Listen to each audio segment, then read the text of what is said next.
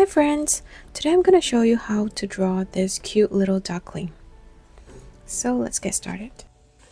This is the reference photo that I'm going to be using today.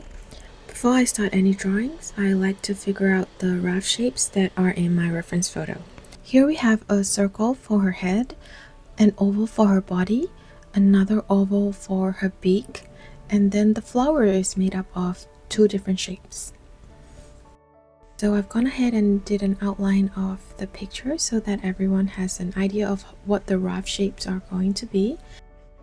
I started off with a circle and then now I'm gonna add the beak. One thing to note here is that there is a slight curvature to the beak, so when you're drawing the actual illustration, instead of an oval shape, you add some, I guess, like a little tilt at the end of the beak. Once that's done, I'm gonna start on the body. It's quite straightforward. It is resting about halfway through the head, so that's how I kind of gauge the, I guess, proportions of any drawing. So I kind of just see where the shapes sit in relation to each other. Like for example, the flower is resting about 1/5 of the head, so I just kind of draw in that shape when I'm locking down the proportions.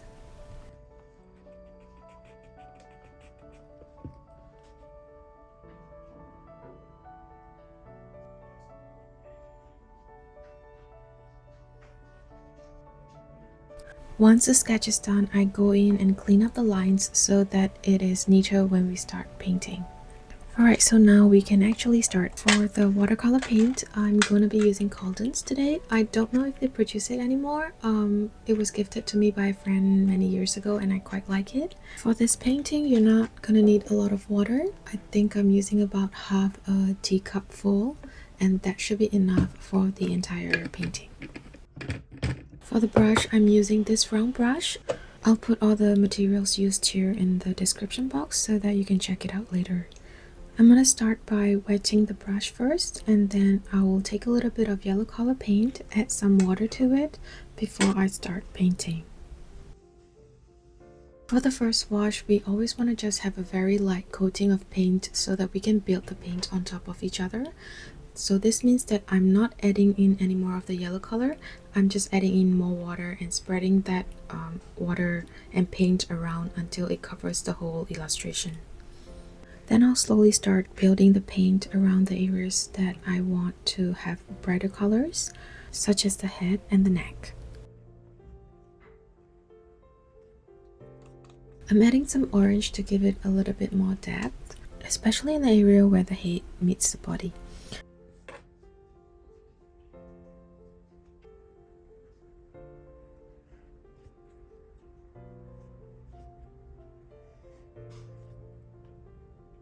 Once that's done, I'm gonna just let the painting dry first before I start on the next layer. This is going to make sure that my paints don't bleed into each other and the colors stay clean. I'm gonna start working on the shadow, so I'm gonna be using a little bit of blue and purple to mix together. Shadows are normally cooler colors like blues, purples, but I also want to have a little bit of warmth to it, so I've added some browns as well.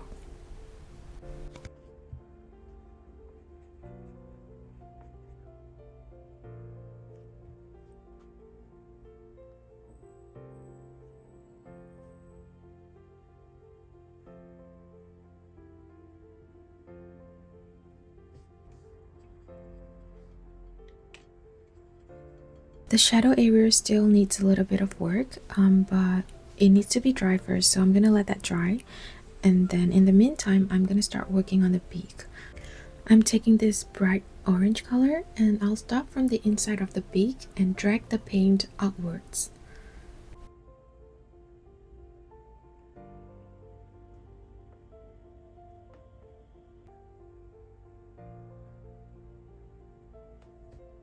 While the beak is drying, I'm going to go in with another layer of yellow color paint so that the colors are more vibrant.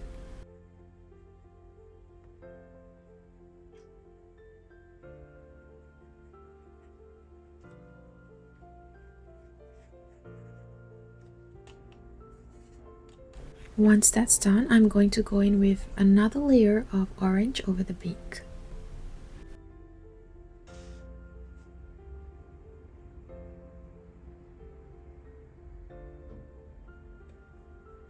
Next, I'm going to use the brown color to paint in the eyes.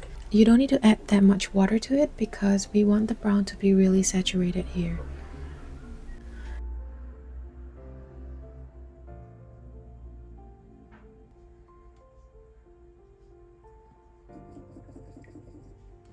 And then I thought it would be fun to have a little bit of blush on her cheeks, but it didn't work out, so I kind of just erased that part.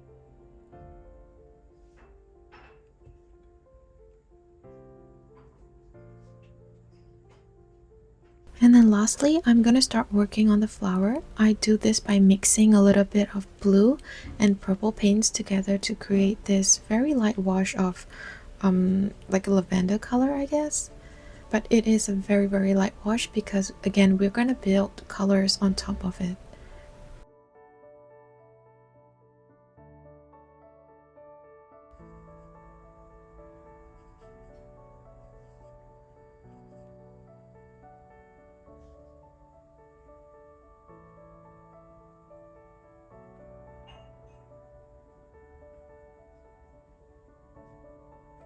To paint the stem, I'm going to start off with mixing a bit of yellow and green paint, and then I'll add in another layer of deeper green over it.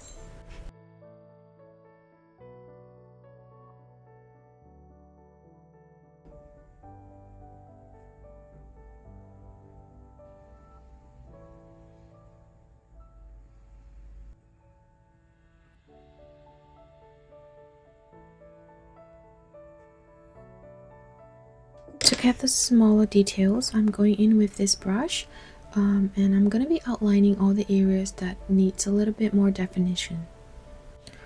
One thing to note at this stage is that we are doing this wet on dry, which means that the brush is wet but the paper and the paint below are dry. This is going to give more definition to the painting. Otherwise, if you go in with a wet brush on a wet paper, then the paint is just going to bleed into the paper and you're not going to get that sharp lines that you want.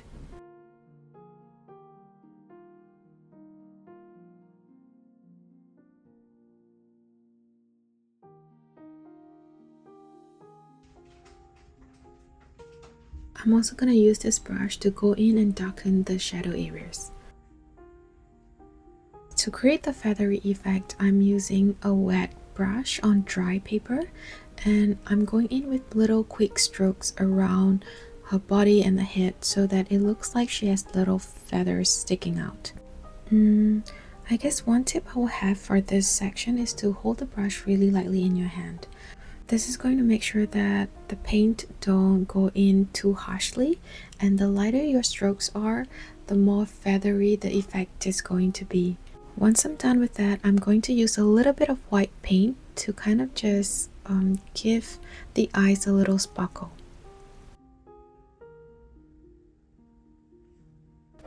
Okay, so we're almost done. Bear with me. I thought that she looks a little bit empty, so I'm gonna give her some grass to sit on. Okay, we're going in with a light wash of green paint first. I'm sort of dabbing the paint across the areas where I want the grass to be. I left out some white spots. This is going to make it look a little bit more realistic, as though, you know, there are like some patchy grass areas. And then next I'm gonna mix a little bit of blue and green to create the areas where the shadows would be.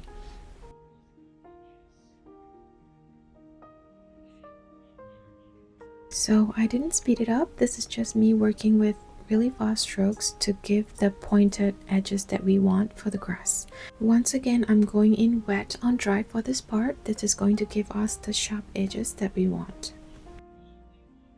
And now we're done. We've come to the end of the video. If you have enjoyed it, please remember to like and subscribe. And I'll see you next week. Bye!